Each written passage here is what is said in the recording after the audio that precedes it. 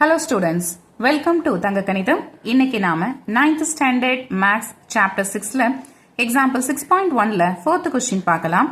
question என்ன கொடுத்திருக்காங்கன்னா if cos A is equal to 3/5 இதுதான் வந்து given value. இதை வச்சுக்கிட்டு find the value of sin A minus cos A divided by 2 tan A. அதாவது இந்த value வச்சுக்கிட்டு இந்த வேல்யூவை நாம find out பண்ணணும். ஓகேவா? சரி, first கொடுத்திருக்கிறத நாம எடுத்து எழுதிக்கலாம். given that cos A is equal to 3/5. Okay. cos na என்ன அப்படின்னா adjacent side divide by hypotenuse.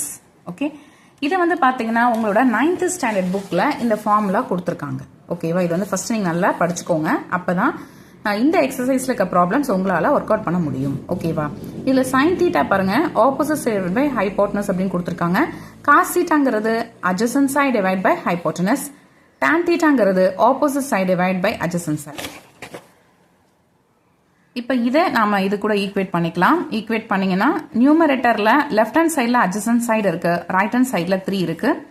அதுக்கப்புறம் டினாமினேட்டர்ல லெஃப்ட் ஹேண்ட் சைடில் ஹைபோட்டனஸ், ரைட் ஹேண்ட் சைடில் 5 இருக்கு. ஓகே, சரி. அப்போ இதில் நமக்கு adjacent சைடு 3 கிடைச்சிருச்சு, ஹைபோட்டனஸ் 5 கிடைச்சிருச்சு. கொஸ்டின்ல என்ன கேட்டிருக்காங்கன்னா இந்த வேல்யூ இருக்கு பாருங்க. ஸோ இதுதான் வந்து ஃபைண்ட் அவுட் பண்ண சொல்லி கொஸ்டின்ல கேட்டிருக்காங்க. இதுல நமக்கு என்னெல்லாம் வேணும்? sin A வேணும், cos A வேணும், அதுக்கப்புறம் tan A வேணும். இதுல cos A வந்து ஆல்ரெடி அவங்களே கொடுத்துட்டாங்க 3/5 அப்படின்னு சொல்லிட்டு கொஸ்டின்லயே கொடுத்துட்டாங்க. ஓகேவா? அப்போ நமக்கு என்னெல்லாம் தெரியணும்னா sin A தெரியணும், அதுக்கப்புறம் tan A தெரியணும். கரெக்டா? இந்த ரெண்டு வேல்யூ தெரிஞ்சிருச்சுன்னு வச்சுக்கோங்களேன், அதை எடுத்து இதுல அப்ளை பண்ணோம்னா நமக்கு ஆன்சர் கிடைச்சிடும். ஓகே, ஸோ அதுதான்.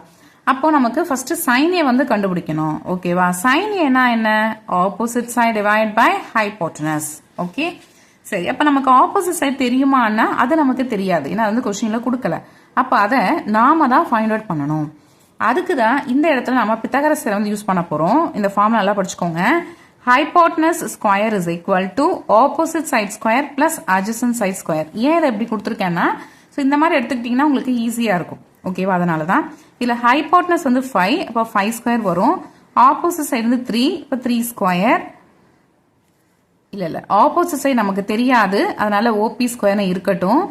adjacent சைடு நமக்கு தெரியும், அது 3, அதனால 3 ஸ்கொயர்னு எழுதிக்கலாம். 5 ஸ்கொயர் பண்ணீங்கன்னா 25 கிடைக்கும்.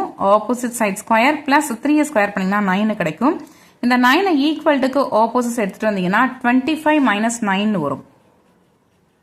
ஓகே, 25 மைனஸ் 9னா அது 16. So opposite side square equal to 16னா ஆப்போசிட் சைடு என்ன வரும்? ஸ்கொயர் ரூட் ஆஃப் 16 தானே. 16க்கு வந்து ஸ்கொயர் ரூட் எடுத்தீங்கன்னா 4 கிடைக்கும். ஓகே, சரி. அப்போ நமக்கு ஆப்போசிட் சைடு என்ன கிடைச்சிருக்கு? 4னு கிடைச்சிருக்கு.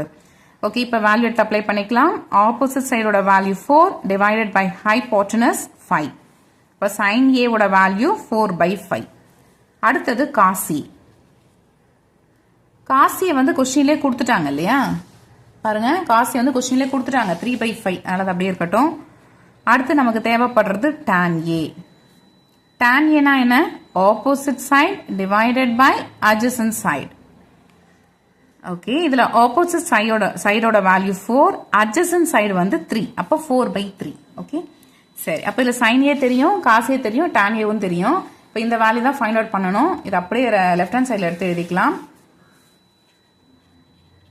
sin A minus cos A divided by 2 tan A equal to sin A ஓட வேல்யூ 4/5 minus cos A ஓட value 3/5 divided by 2 into tan A. tan A க்கு 4/3. ஸோ நெக்ஸ்ட் ஸ்டெப்ல இப்போ இந்த ரெண்டு டேர்மோட டினாமினேட்டர் பார்த்தீங்கன்னா சேமா இருக்கு, அதனால அப்படியே எடுத்து எழுதிக்கலாம். நியூமரேட்டர்ல 4 - 3 வரும். அதுக்கப்புறம் டிவைட், இந்த இடத்துல பாருங்க 2 4s are 8 divide by 3. Okay, next ஸ்டெப்ல 4ல 3 சப்ட்ராக்ட் பண்ணீங்கன்னா 1 கிடைக்கும், அப்போ 1/5 வரும். Divided by 8/3. Okay, so next ஸ்டெப்ல 1/5. இந்த டிவைடை நான் மல்டிப்ளையா கன்வெர்ட் பண்ண போறேன். அப்போ என்ன ஆகும்னா கீழே இருக்க நம்பர் அப்படியே அதோட ரெசிப்ரோக்கல் வந்துடும், அதாவது அதனுடைய தலைகீழா வந்துடும். ஓகேவா? அதாவது இந்த இடத்துல நமக்கு 8/3 இருக்குல்ல, இது என்ன ஆகும்னா 3/8ன்னு மாறிடும்.